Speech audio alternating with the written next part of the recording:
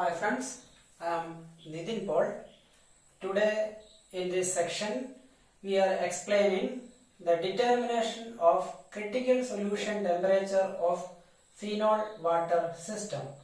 What are the requirements and experimental setup for the determination of critical solution temperature or CST of phenol water system? Usually you will be provided with pure phenol and distilled water, and the apparatus required for the experiment are: you should have a very clean boiling tube and a cork that is having two bores. One is used to insert thermometer into the boiling tube and another is to insert the stirrer, and another requirement is a beaker which will act as a water bath. Now how we can do the experiment? Initially, to the boiling tube, it will be clean and dry. To that one we will add approximately 2 grams of phenol, and from the weighing balance the exact weight of phenol is determined by subtracting the empty weight of boiling tube, which is already determined. Then, so phenol is inside this boiling tube, and next one is addition of water. By using a graduated pipette, we can add 2 ml of water to the same boiling tube. Now we should place a stirrer inside that one, and a cork is adjusted here, and the thermometer is inserted into this boiling tube, and while inserting the thermometer we should be very careful that the mercury bulb of this thermometer should be inside the solution and it should not touch the boundaries, or it should not touch the boiling tube. If it is touching the boiling tube, then it will get heat directly from the surface and we will get some error value. Now the entire system is ready, and we can see two different layers. Lower is phenol layer and upper is aqueous layer, and we can place this boiling tube with this entire solution and the entire setup into a beaker having water inside that one, and this will act as a water bath, and it is placed above a Bunsen burner and we should heat it.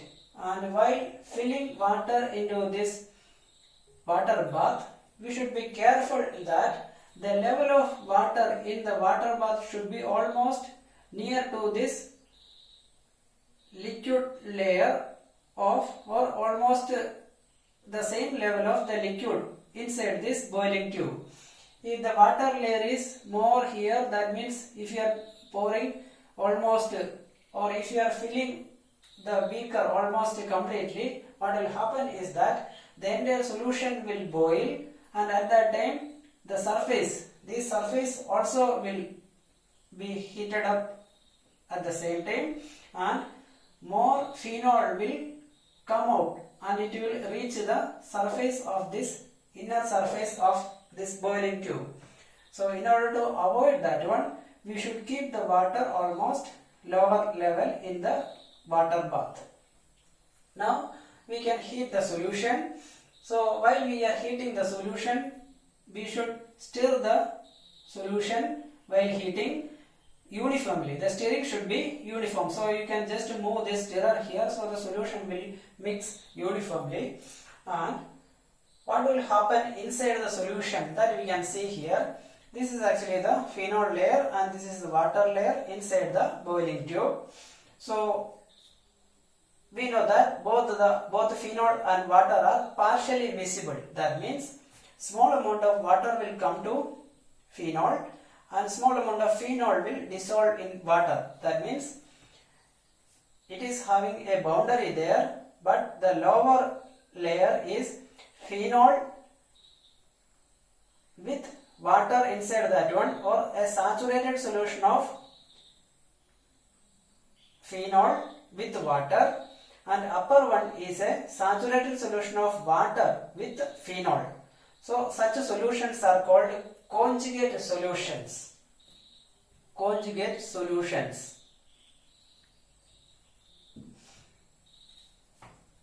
Then whenever we are increasing the temperature, now we can see there is a clear boundary between these solutions. Whenever we are increasing the solution, what will happen is that more water will come to phenol layer and more phenol will go to water layer.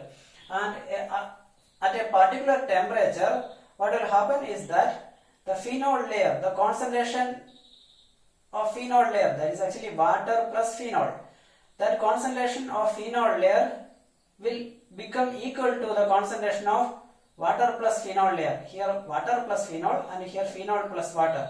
So here the concentration of phenol will become equal to the concentration of phenol in the upper layer.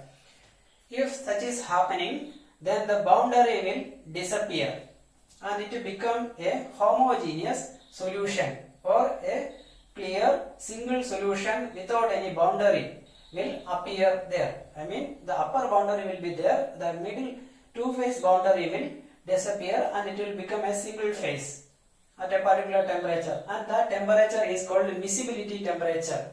And we are determining the miscibility temperature of this particular system, and we can see that while we are heating that one, whenever the miscibility temperature is reaching, or when at the miscibility temperature, here if two solutions are immiscible and if you are mixing that one, we can see a turbidity here, that is almost a white turbidity will appear there.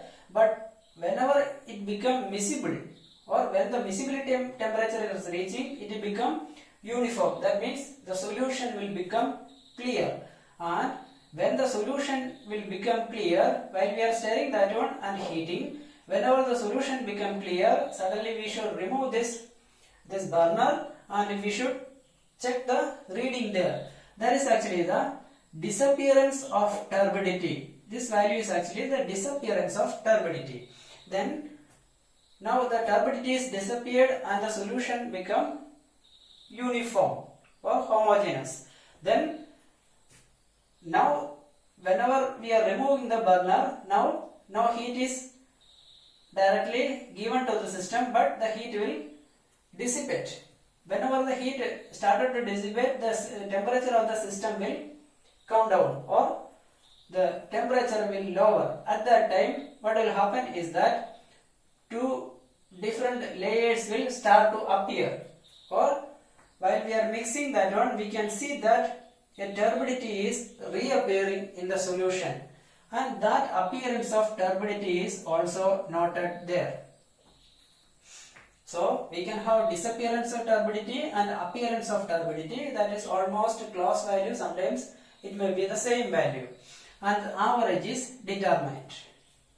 Here we know that 2 gram of phenol is taken, and if you are weighing it accurately in a weighing balance, it may not be 2, it is having some digits there. So approximate it will be 2 point some value there. That 1 gram of phenol there, some water there, density of water is taken as 1, so 2 ml water is given as 2 gram. So the percentage composition of phenol is determined, and for this one, and for this percentage composition we know that this is the miscibility temperature. Then next one, if we want to repeat this one, the same solution we can repeat and we can confirm the values. And next one is, we allow the solution, we remove the burner and our solution is cooled down. Then you just remove this cork and add 1 more ml of water to this one. That means the resultant solution, water is 3 ml and weight of phenol is retained, but water is added some more amount. Now the percentage is calculated, And to this percentage, what will be the value of miscibility temperature that we should determine. For that one, the same procedure is repeated. We have just started to heat the solution second time. At that time, we can see that a particular level, while we are stirring, we can see the two solutions and we can see a turbidity there. But at a particular temperature, the turbidity will disappear and the value is determined. That is actually the value for disappearance. Then burner is removed suddenly, then allow it to cool down. While stirring that one, we can see that a turbidity will appear suddenly. That value is determined. Similarly, the average is determined. This is actually the value for 40% phenol, the miscibility temperature. So different miscibility temperature values are determined for different concentrations of phenol by increasing the addition of water. Retaining here, we are adding different volumes of water to the solution and preparing different phenol solutions, and the value is determined. Now we can plot a graph between this percentage of phenol and miscibility temperature.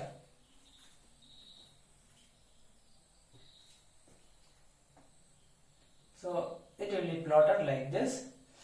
We can have percentage of phenol here, and here it is actually the miscibility temperature, miscibility temperature, and we can see different points here because initially the concentration of phenol is higher.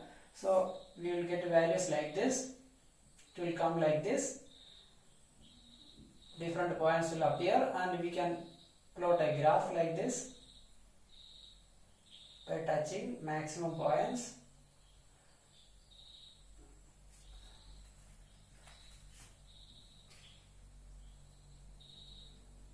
The graph is plotted like this. So these are the points.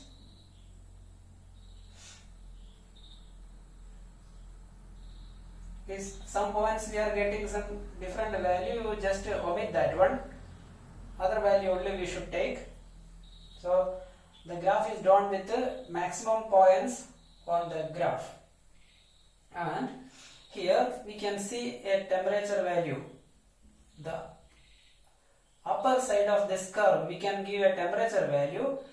It is almost 68.5 degrees centigrade for pure phenol, and this is called critical solution temperature or consolute temperature of phenol water system, and the corresponding composition is called critical composition. Then what is the importance of critical solution temperature?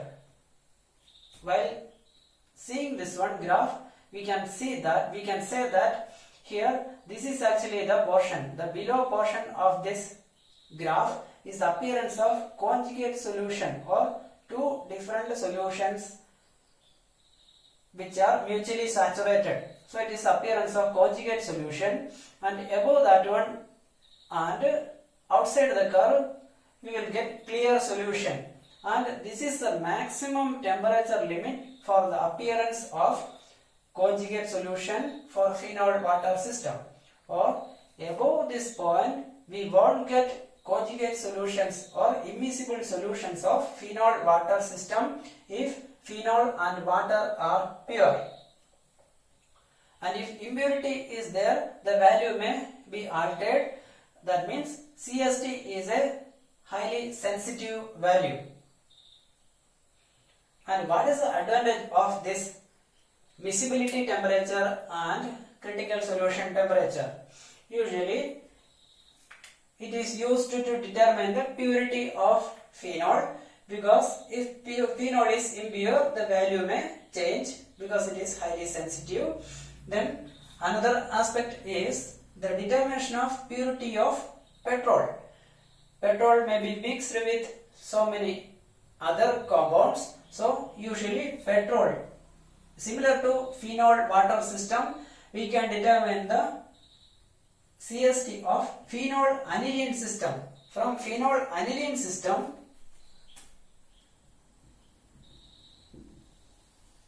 Similar to the CST value for pure phenol, petrol is also having a CST value, and if impurity is there, the CST value may change, and thereby we can calculate thereby we can determine that the purity of phenol. Even from the CST value changes, we can calculate the amount of impurity. Then another one is the identification of lipids. Different lipids can be separated, and that lipids can be identified by using CST value, or we can determine the purity of our separated lipids with the help of CST value. Then another aspect is the separation of essential oils. For example, eucalyptus oil, the terpenoids category, eucalyptus oil and sandalwood oil, that all usually separated by steam distillation. So if we know that oils are insoluble in water, but at high temperatures that will be soluble in water, and that will be distilled out along with steam as a uniform or homogeneous solution. But when it is coming out, it will be cooled, and outside we are collecting that one and we are cooling that one. At that time, the homogeneous mixture become heterogeneous because by cooling that one, the oil layer will be separated out. So it become heterogeneous solution, and we can separate the essential oils very easily, and with the help of this CST identifications.